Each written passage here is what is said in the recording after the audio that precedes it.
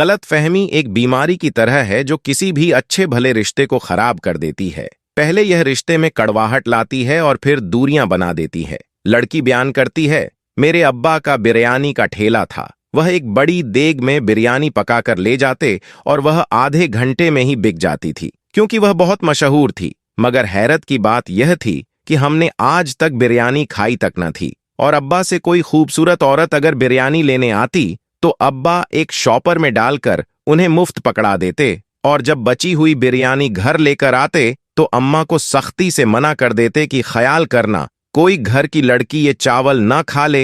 एक रात बहुत भूख से आंख खुली तो फ्रीज से निकालकर मैंने बिरयानी खा ली, लेकिन अगले लम्हे ही मैं जमीन पर गिरकर बेहोश हो गई। और जब आंख खुली तो यह देखकर रूह फनाह हो गई कि मैं तो। दोस्तों, आगे क्या हुआ, यह दिलचस्प कहानी सुनने के लिए हमारे साथ आखिर तक जुड़े रहिएगा। आइए आगे बढ़ते हैं। मेरा ताल्लुक एक मिडिल क्लास फैमिली से था। मेरे अब्बा का बिरयानी का ठेला था। अब्बा रोजाना सुबह बड़ी सी देग में बिरयानी पकाकर एक रेडी पर रखकर ले जाते थे, और ज्यादातर एक आध घंटे बाद अब्बा की वापसी हो जाती है, क्योंकि अब्बा की बिरयानी आधे घंटे में ही बिक जाती थी, क्योंकि यह बिरयानी बहुत मशहूर थी और इसके जायके की धूम दूर दूर तक थी। मैंने शुरू से ही अब्बा का यह मामूल देखा हुआ था कि वह सुबह सुबह एक देग में बिरयानी पकाते और फिर उसे रेडी पर रखकर ले जाते। मैंने कभी इस चीज पर गौर नहीं किया था, क्योंकि यह सब कुछ मैं बचपन से देख रही थी। एक दिन जब मैं कॉलेज से वापस घर गई तो घर में खाना नहीं पका था।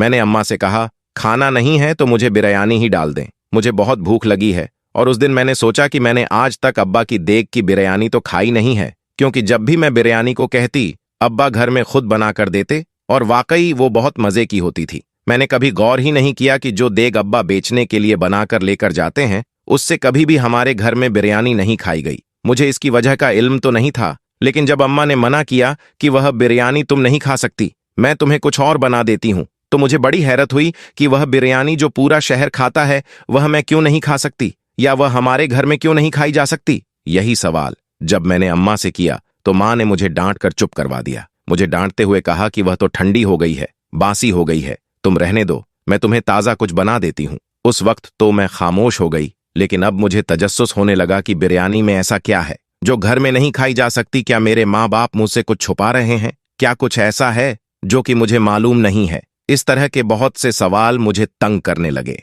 और मैं उनके जवाब हासिल करने का फैसला कर लेती हूँ। इसके बाद से मैंने अब्बा पर नजर रखना शुरू कर दी, लेकिन हमेशा मेरे जागने से पहले अब्बा देग पका चुके होते, या जिस दिन दोपहर को उन्होंने जाना होता तो मेरे कॉलेज जाने के बाद पकाना शुरू करते। और मुझे भी समझना आई कि इस बिरयानी में ऐसा क्या होता है, क्योंकि मेरे सामने वह देग पकाई ही नहीं गई थी। एक दिन अब्बा ने दोपहर में बिरयानी लेकर जानी थी। मेरे कॉलेज जाने के बाद अब्बा ने बिरयानी पकाई और हमेशा की तरह रेडी पर रखकर उसे ले गए।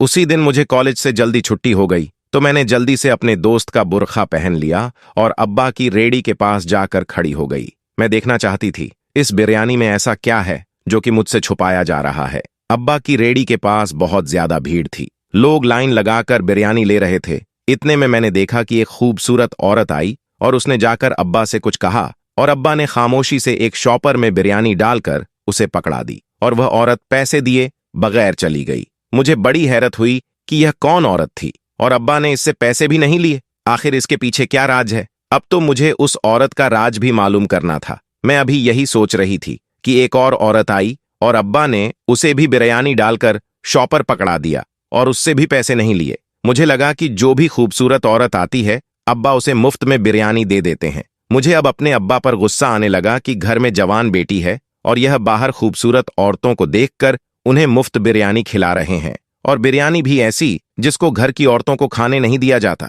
ये सब क्या था? क्या वाकया ही मेरा बाप एक बुरे किरदार का इंसान था, या फिर ये बिरयानी कुछ खास थी जिसमें कुछ मिलाया गया था? क्या मेरी अम्मा भी इन सब में शामिल थीं? मेरे अंदर का तजसूस जाग गया था और मुझे अब इन सब के बारे में मालूम करना था। दिन गुजरते गए और मुझे अभी तक इस राज का कोई सुराख न मिला था। अब तो ये रोज होने लगा था कि अब्बा बची हुई बिरयानी घर नहीं लाते थे, इसलिए मैं उसे खाकर भी अंदाजा नहीं लगा सकती थी, और अब्बा के ठेले पर मैं रोज रोज नहीं जा सकती थी, क्योंकि मेरे बोलते ही अब्बा पहचान लेते और रोज रोज कॉलेज से जल्दी आना भी मुश्किल था। लेकिन जब भी मैं अब्बा के ठेले पर गई तो मैंने उन 2-3 औरतों को देखा जिन्हें अब्बा मुफ्त में बिरयानी पकड़ा देते थे।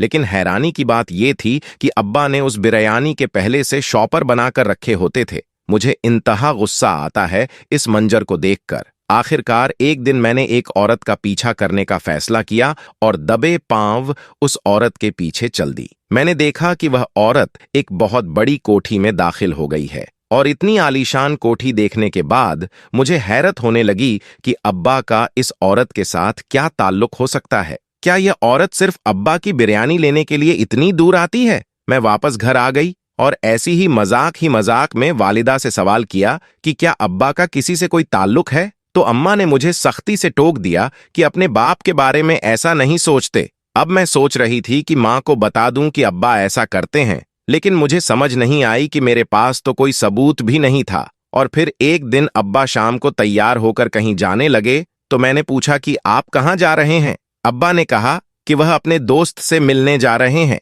मैंने पूछा कि किस तरफ जाना है आपको? मुझे भी अपने दोस्त की तरफ जाना था, तो मुझे साथ ले जाएं। तो अब्बा ने जिस इलाके का नाम लिया वह सुनकर मेरे पांव के नीचे से जमीन निकल गई, क्योंकि अब्बा ने उसी इलाके का नाम बताया जहां पर उस औरत का घर था जिसका मैंने पीछा किया था। अब तो शक की गुंजाइश ही नहीं रही थी कि अब्बा का उस औरत से कोई ताल्लुक है। मेरा दिल किया कि अब्बा को झंझोड़ कर कहूं कि इस उम्र में औरत से ताल्लुक रखते हैं, लेकिन मैं खामोश रही और अब्बा उस औरत से मिलने चले गए। मुझे अब्बा की हरकतें दिन ब दिन अलग अलग लगने लगीं और अब्बा से मेरी नफरत में इजाफा होने लगा, जो घर में जवान बेटी के होते हुए बाहर औरतों से ताल्लुक बनाते हैं। और फिर मेरी अम्मा को क्यों पता नहीं चलता कि वह कहाँ जाते हैं? औरत तो मर्द की नजर देख लेती है, तो क्या मेरी अम्मा को मालूम नहीं होता कि मेरे अब्बा ने बाहर औरतों से ताल्लुक बना रखा है? और मुझे हैरत तो उस औरत पर भी होती, क्योंकि इतनी दूर से सिर्फ बिरयानी लेने के लिए अब्बा के पास आती थी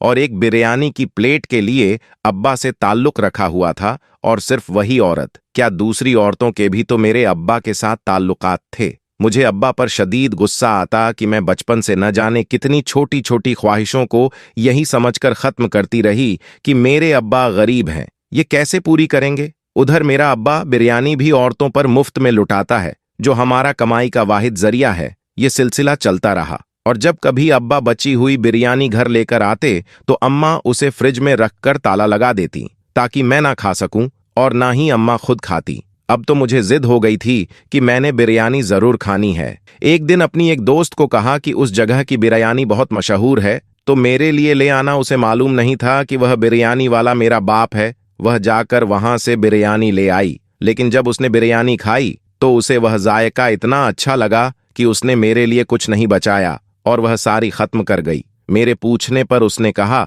कि उस बिरयानी में एक नशा था। मुझे तो याद भी नहीं रहा कि तुमने वह मंगवाई थी, मैं तो वह सारी खा गई। उसने तो यह बात मुस्कुराते हुए कही, लेकिन मुझे लगा कि वह सच कह रही है। इस बिरयानी में सच में ही नशा है। तो क्या मेरा बाप नशावर बिरयानी सारे शहर को खिलाता है? और क्या इस बिरयानी से आने वाली कमाई हलाल है? क्या मेरा बाप मुझे बचपन से हलाल खिलाता आ रहा है? मैं तो अपने बाप की नफरत में न जाने कितनी आगे तक सोच चुकी थी, और मैंने तो यह तक सोच लिया था कि मैंने अब इस चीज का सबूत लेना है कि मेरा बाप बिरयानी में नशा मिलाता है, और मुझे यह बात कानून को बतानी है ताकि मेरे बाप को सजा मिल सके। मुझे गुस्सा सिर्फ इस बात का था कि मेरा बाप दूसरी औरतों से ताल्लुक क्यों रखता है। क्या सच में ही मेरा बाप गलत था? क्या वह इस बिरयानी में कुछ मिलाता था जो घर में किसी को खाने नहीं देता था? क्या इसके बाहर की औरतों के साथ सच में ताल्लुकात थे?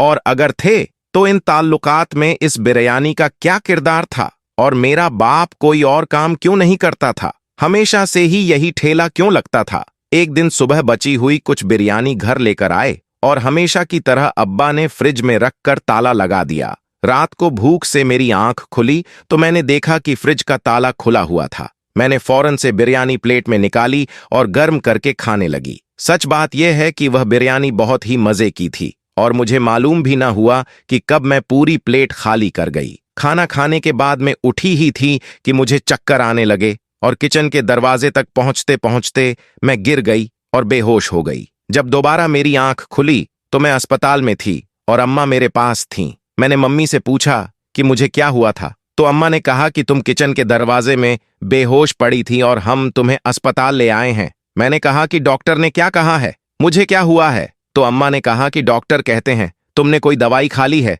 जिससे तुम बेहोश हो गई हो। मैंने उनको कहा कि मैंने तो सिर्फ बिरयानी खाई है, जिस पर अम्मा ने मुझे डांटा। जब मैं मना किया था तो फिर वह बिरयानी तुमने क्यों खाई? मैंने अम्मा से कहा वह बिरयानी पूरा शहर खा सकता है तो मैं क्यों नहीं खा सकती हूँ?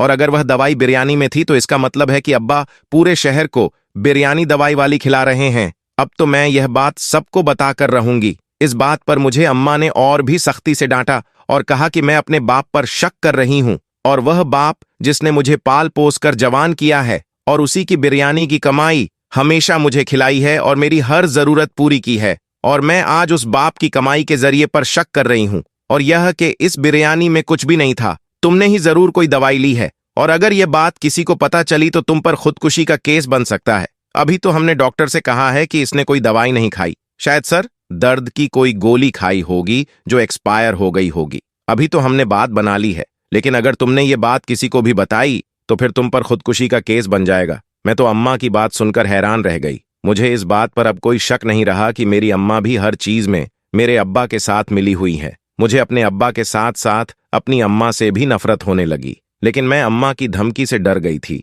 कि अगर मैंने किसी को कुछ बताया तो मुझ पर ही कोई केस बन जाएगा। कुछ दिनों बाद मैं मुकम्मल तौर पर ठीक हो गई, लेकिन अपनी अम्मा और बाप की तरफ से मेरे दिल में नफरत आ गई थी और मैं चाहती थी कि अब तो इस बिरयानी का राज मालूम करके ही रहूंगी। मैंने छुपकर अपने अम्मा और अब्बा को देखना शुरू कर दिया। वह जब भी बिरयानी पकाते तो ऐसा कुछ भी नहीं डालते थे जो कुछ अलग हो, लेकिन अगर वह उस वक्त कुछ नहीं डालते तो फिर बिरयानी में दवाई कहां से आती थी जिसने मुझे फौरन बेहोश कर दिया था। और सबसे बड़ी हैरत की बात यह है कि मैं तो बिरयानी खाते ही बेहोश हो गई थी, तो क्या बाकी लोगों को कुछ नहीं होता? और अगर लोगों को कुछ होता तो वह रोजाना क्यों बिरयानी लेने आते हैं? ऐसे बहुत से सवालात थे जिनके जवाब मुझे नहीं मिल रहे थे। मैंने आखिरकार उस औरत से मिलने का फैसला कर लिया, क्योंकि उसका घर मैंने देखा था। एक दिन मैं अपने दोस्त के घर का बहाना करके उस औरत के घर चली गई। बैल देने पर एक मुलाजिम ने दरवाजा खोला। मुझे तो यह भी मालूम नहीं था कि उस औरत का नाम क्या था, इसलिए मैंने कहा कि मुझे इस घर की मालकिन से मिलना है। मुलाजिम ने मुझे एक कमरे में बिठा दिया और मालकिन को बुलाने चला गया। अब मुझे घबराहट होने लगी कि अगर उस औरत ने पूछ लिया कि तुम कौन हो, और उसने अगर यह बात ना मानी कि वह उसकी बिरयानी लेकर आती है तो क्या होगा। मैं अब भी यही सोच रही थी कि एक मॉडर्न सी औरत कमरे में दाखिल हुई और मुझसे हैरत से सवाल करने लगी कि मैं कौन हूं और उससे क्यों मिलना चाहती हूं। मैं तो उस औरत को देखकर हैरान थी कि वह औरत तो वह नहीं थी जो अब्बा से बिरयानी लेकर आती है, यह तो कोई और ही औरत थी। अब मुझे समझ नहीं आ रही थी कि मैं इस औरत को क्या कहूं, क्योंकि मैंने उस औरत को इसी घर में दाखिल होते हुए देखा था और इस बात पर मुझे कोई शक नहीं था। यह तो कोई और थी, और इसको क्या बोलूं। मैंने उसे सच बताने का फैसला कर लिया। मैंने उससे कहा कि मैंने इस घर में एक औरत को दाखिल होते देखा था जो कि बिरयानी लेकर आ रही थी। मुझे उस औरत से मिलना है। उस औरत ने कहा कि वह तो हमारी मुलाजिमा है। मैंने कहा कि मुझे उससे मिलना है। उसने मुझसे कोई और सवाल नहीं किया और ना ही मैंने कोई जवाब दिया। अब तो मुझे यकीन हो चला था कि मेरे बाबा का उस औरत के साथ कोई ताल्लुक जरूर होगा, क्योंकि वह औरत भी एक मुलाजिमा थी।